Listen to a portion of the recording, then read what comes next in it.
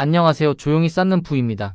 좋아 보여도 많이 담으면 안 되는 종목이 있습니다. 많은 투자자들이 계좌를 어렵게 만드는 이유는 관심 있는 자산과 중심이 되어야 할 자산을 같은 무게로 보기 시작하기 때문입니다. 제 포트폴리오 안에도 여러 종목이 들어있지만 저는 핵심 포지션과 실험 포지션을 분리해서 보려고 했습니다. 실험은 해도 되는데 왜 그 실험이 포트폴리오 전체 기준까지 흔들면 안 될까요? 오늘은 왜 모든 종목을 똑같이 보면 안 되는지, 그리고 관심 있는 자산을 담더라도 중심축은 따로 세워야 하는 이유를 이야기해 보겠습니다. 그럼 이제 시작합니다. 투자를 하다 보면 누구나 새로운 자산에 눈길이 갑니다. 요즘 많이 이야기되는 ETF가 보일 수도 있고, 수익률이 눈에 띄는 자산이 궁금해질 수도 있고, 분배금이 크게 보이는 상품에 끌릴 수도 있습니다. 이건 아주 자연스러운 일입니다. 관심이 생기고 공부하고 싶고 직접 작은 돈이라도 넣어보며 감각을 익히고 싶어지는 건 투자자라면 누구나 겪는 흐름입니다. 저도 그런 마음이 전혀 없었던 것은 아닙니다. 포트폴리오를 오래 가져가다 보면 오히려 더 그렇습니다. 기본적인 축은 이미 잡혀 있지만 시장은 계속 바뀌고 새로운 자산은 계속 등장하니까요. 그러면 사람은 이런 생각을 하게 됩니다. 이것도 괜찮아 보이는데 조금 담아볼까? 이 자산도 흐름이 좋아 보이는데 비중을 조금 더 늘려볼까? 지금 내 포트폴리오에 없는 성격이니까 하나 추가해볼까? 문제는 그 다음입니다. 처음에는 그냥 관심으로 담았는데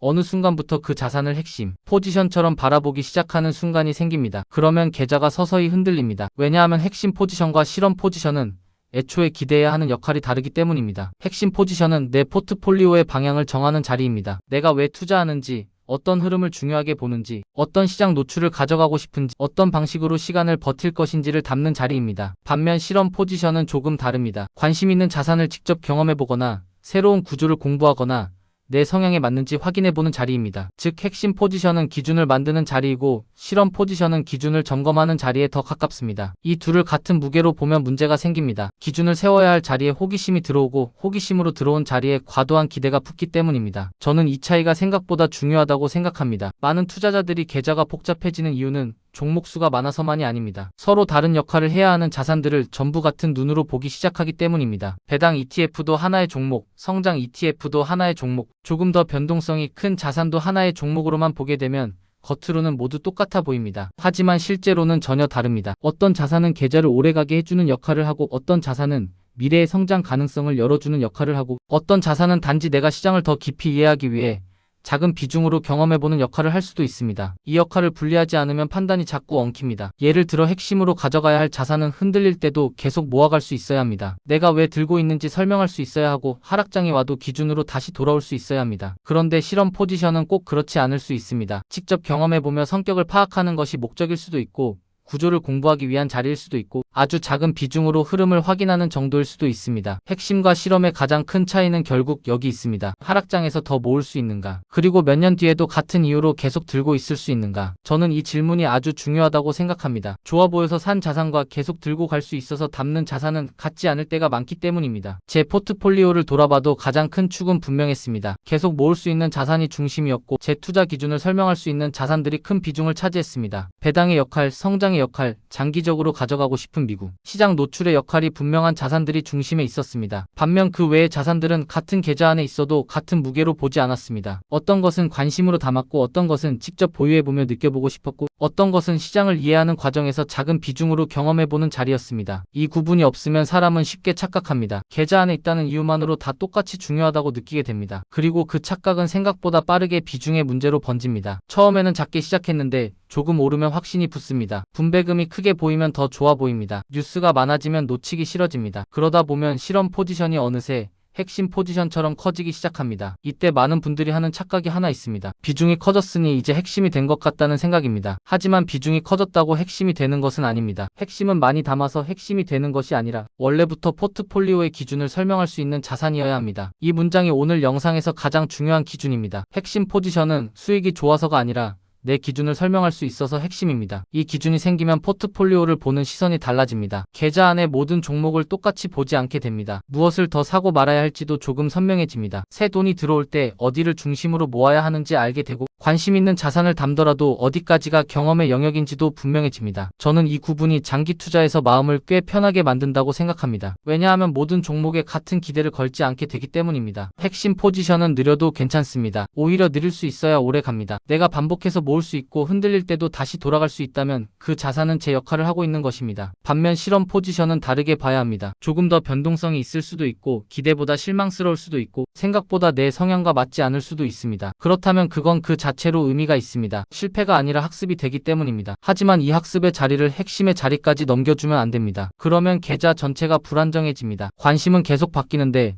중심축까지 같이 흔들리기 시작하기 때문입니다. 시장은 늘 새로운 것을 보여줍니다. 지금 뜨는 자산, 주목받는 테마, 높은 분배금, 강한 변동성, 화제가 되는 구조가 계속 나타납니다. 이런 자산들에 관심을 가지는 것은 나쁜 일이 아닙니다. 오히려 투자자라면 당연한 일입니다. 하지만 저는 관심과 중심은 다르게 다뤄야 한다고 생각합니다. 관심은 열려 있어야 하지만 중심은 쉽게 바뀌면 안 됩니다. 이 차이를 놓치면 포트폴리오는 금방 시끄러워집니다. 계좌에 종목이 많아서 시끄러운 것이 아니라 기준이 계속 움직여서 시끄러워지는 것입니다. 저는 많은 투자자들이 여기서 피곤해진다고 생각합니다. 처음에는 공부가 재미있습니다. 새로운 자산을 알아가는 것도 흥미롭고 작은 돈으로 직접 경험하는 것도 의미 있습니다. 그런데 어느 순간부터 계좌의 중심축이 관심사의 흐름을 따라 흔들리기 시작하면 피로가 쌓입니다. 무엇을 믿어야 하는지 헷갈리고 무엇을 계속 모아야 하는지도 흐려집니다. 그러면 장기 투자는 점점 더 어려워집니다. 왜냐하면 장기 투자는 결국 반복이 필요한데 중심이 자꾸 바뀌면 반복이 끊기기 때문입니다. 저는 그래서 포트폴리오를 운영할 때 아주 단순한 질문이 중요하다고 생각합니다. 이 자산은 내 계좌의 중심을 설명하는가? 아니면 내 관심을 설명하는가? 이 둘은 비슷해 보여도 완전히 다릅니다. 내 계좌의 중심을 설명하는 자산이라면 비중이 커져도 괜찮습니다. 오히려 커져야 할 수도 있습니다. 내가 왜 투자하는지, 어떤 시장을 믿는지, 어떤 방식으로 시간을 버틸지 설명할 수 있다면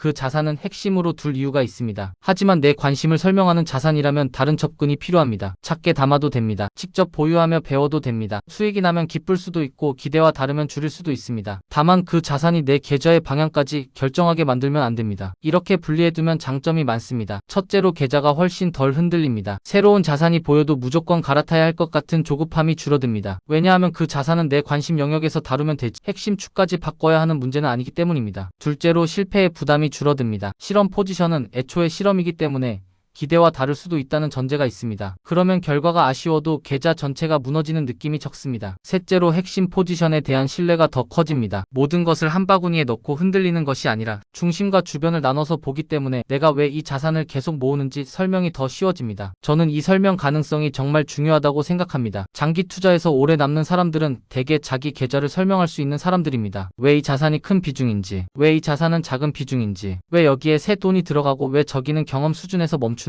이게 말로 정리되면 시장이 흔들릴 때도 판단이 덜 급해집니다. 반대로 이 구분이 없으면 계좌는 늘 감정에 끌려갑니다. 오르는 것은 다 좋아 보이고 내리는 것은 다 불안해 보입니다. 화제가 되면 더 사고 싶고 조용해지면 의미 없어 보입니다. 그렇게 되면 투자는 기준이 아니라 반응이 됩니다. 저는 제 포트폴리오를 통해 그걸 더 분명히 느꼈습니다. 같은 계좌 안에 여러 자산이 있어도 모두가 같은 역할을 하는 것은 아니었습니다. 계속 모아갈 자산은 따로 있었고 직접 경험하며 배워가는 자산은 따로 있었습니다. 그리고 그 둘을 분리해서 볼수록 계좌는 오히려 더 편안해졌습니다. 핵심은 단순했습니다. 중심은 지키고 관심은 작게 경험하는 것입니다. 이 균형이 있어야 계좌가 딱딱하게 굳지도 않고 그렇다고 기준 없이 흩어지지도 않습니다. 저는 이 균형이 장기 투자에서 꽤 현실적이라고 생각합니다. 우리는 시장에 계속 관심을 가질 수밖에 없습니다. 새로운 것을 보고 싶고 배우고 싶고 때로는 직접 경험해보고 싶습니다. 그 마음을 억지로 없앨 필요는 없습니다. 대신 그 마음이 포트폴리오 전체를 끌고 가지 않게 해야 합니다. 그래야 관심은 살아있고 기준도 살아있습니다. 아마 여러분의 계좌 안에도 그런 자산이 있을 수 있습니다. 계속 모으고 싶은 자산이 하나 있고 조금 궁금해서 담아본 자산이 또 있을 수 있습니다. 그 자체는 전혀 이상한 일이 아닙니다. 다만 오늘은 한번 차분히 물어보셨으면 좋겠습니다. 이 자산은 내 계좌의 중심인가? 아니면 내 관심의 흔적인가? 새 돈이 들어와도 계속 여기로 모을 수 있는가? 하락장이 와도 같은 이유로 버틸 수 있는가? 이 질문에 답할 수 있다면 핵심입니다. 그 답이 아직 흐리다면 실험의 자리일 가능성이 큽니다. 이렇게만 구분해도 포트폴리오는 훨씬 단단해집니다. 모든 종목을 똑같이 사랑하려고 하지 않게 되고 모든 자산에 같은 기대를 걸지 않게 됩니다. 그러면 계좌는 더 선명해집니다. 핵심 포지션은 내 시간을 맡기는 자리이고 실험 포지션은